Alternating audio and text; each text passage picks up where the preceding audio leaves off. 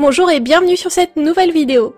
Dernièrement, je me suis acheté un set d'aquarelle Sennelier. C'est une marque très réputée et surtout assez chère, du coup j'ai commencé par un mini pack pour tester avant de complètement me ruiner. La marque Sennelier est une marque française, et plus précisément une marque parisienne.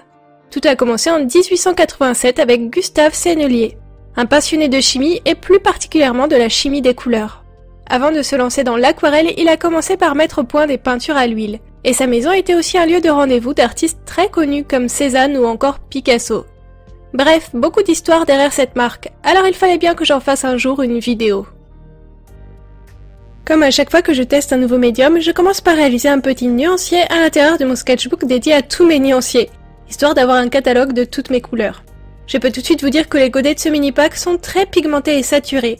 Les couleurs sont très vives et ma petite préférence est à la 703 qui a l'air noire lorsqu'elle est très concentrée, puis qui tend vers le bleu une fois qu'elle est bien diluée. Ça me fait un peu penser aux couleurs Boku Endo que j'avais essayé dans une précédente vidéo. D'ailleurs, sachez que ce n'est pas un problème d'acheter un pack avec si peu de godets. Si vous avez un jaune, un rouge, un bleu et un noir, vous êtes en mesure de réaliser n'importe quelle couleur grâce à des mélanges. J'ai aussi décidé d'utiliser mes encres Rohrer et Klingner en complément des aquarelles Sennelier, parce qu'elles ont l'avantage d'être résistantes à l'eau et que j'ai prévu une petite fantaisie pour le dessin du jour. Dessin qui est d'ailleurs la suite de ma série sur les signes astrologiques que je réalise pour Patreon. Aujourd'hui, c'est le signe du poisson qui est à l'honneur.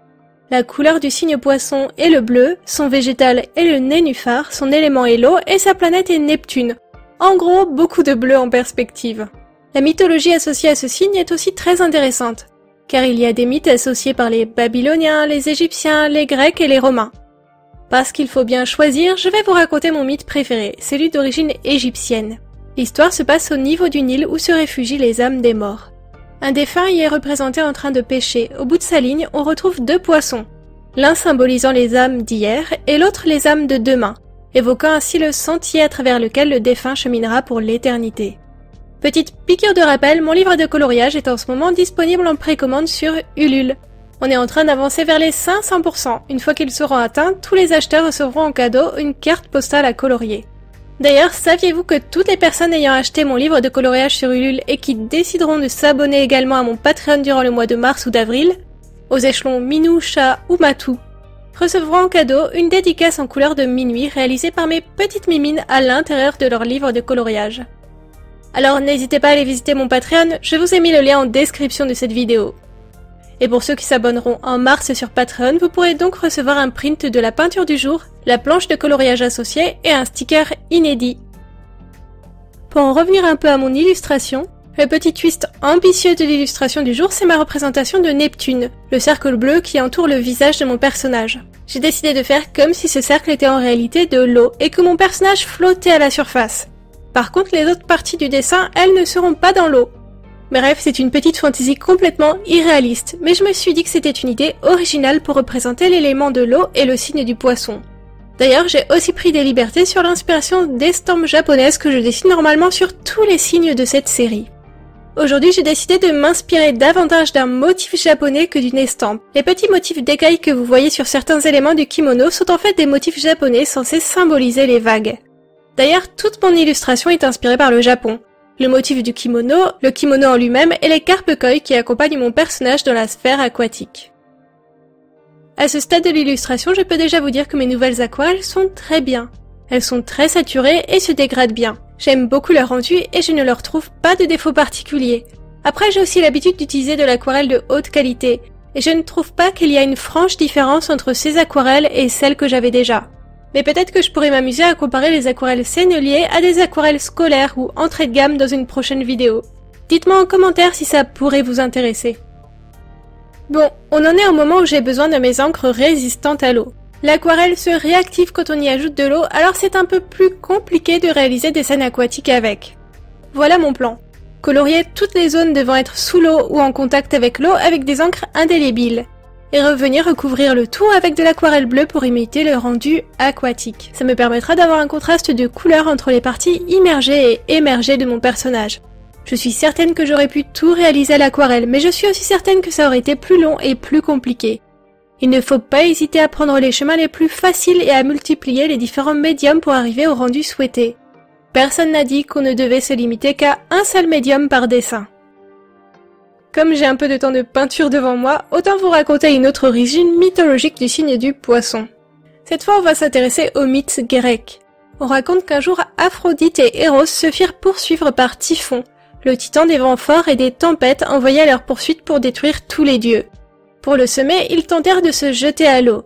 Et selon les légendes, soit ils se changèrent en poissons pour s'enfuir, soit 2 poissons ou 2 dauphins vinrent à leur secours pour les sauver. Et la constellation de ce signe astrologique est censée représenter ces 2 poissons.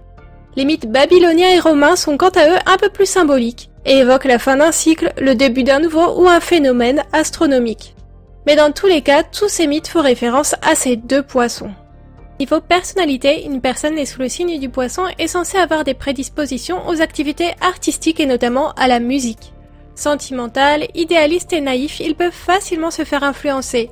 Difficile à cerner, il peut souffrir d'une indécision maladive et d'un manque de repères, préférant vivre en marge, perdu dans son imaginaire débordant. Je vous ai fait un résumé rapide de ces traits de caractère, mais si ça vous intéresse, je vous invite à faire vos propres petites recherches. Chaque signe astrologique est associé à un symbolisme particulier, à un type de caractère avec ses défauts et ses qualités. Parfois, on peut aussi retrouver une liste de métiers facilement associés à un signe astrologique. Mon signe, c'est celui de la Vierge, et si je devais écouter mon signe, je devrais m'orienter vers les métiers de médecin, infirmier, comptable, géomètre, vétérinaire. J'ai curieusement voulu travailler dans certains de ces domaines à certains moments de ma vie. Mais personnellement, j'ai toujours été déchirée entre les matières scientifiques et artistiques. Plus jeune, j'avais du mal à choisir entre les maths et le dessin. Clairement, j'ai fait un choix aujourd'hui. Pour en revenir à mon dessin, j'ai essayé de moins travailler mes cheveux sur cette illustration. Parce qu'une partie de la chevelure est censée être sous l'eau, et j'avais peur qu'en ajoutant trop de détails dans les cheveux, on surcharge d'informations et ça détourne notre attention de l'effet aquatique. J'ai commencé par simplement faire quelques dégradés dans les zones de la chevelure censées être les plus à l'ombre. Puis grâce au mini pinceau de mon pack d'aquarelle Sennelier, je suis venue faire quelques mèches au niveau des cheveux émergés. Ce petit pinceau s'est avéré très pratique. Il est très fin et très agréable à manier. Le manche est bien sûr très petit, alors j'imagine que sur du long terme ça ne doit pas être très agréable à utiliser. Mais pour quelques détails, il est parfait. Et c'est la bonne nouvelle du jour, parce que pour vous dire la vérité, je ne pensais pas l'utiliser un jour. Je crois que ce que je préfère avec le drawing gum, c'est l'enlever. Ça a un côté hyper ludique et fascinant. Ça peut d'ailleurs être stressant parfois, parce que selon le papier utilisé, il peut y avoir quelques déchirures. Personnellement, j'utilise du papier Arches et je n'ai jamais eu de soucis avec.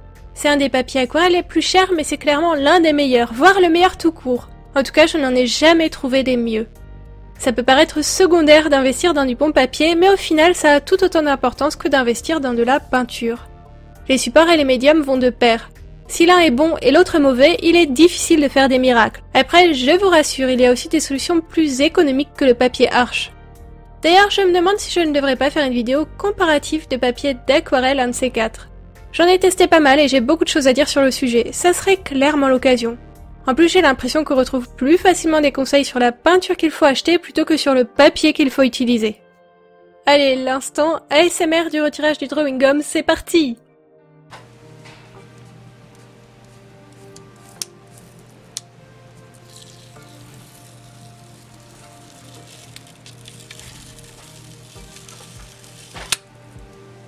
Bon, on en arrive enfin aux finitions de ce dessin.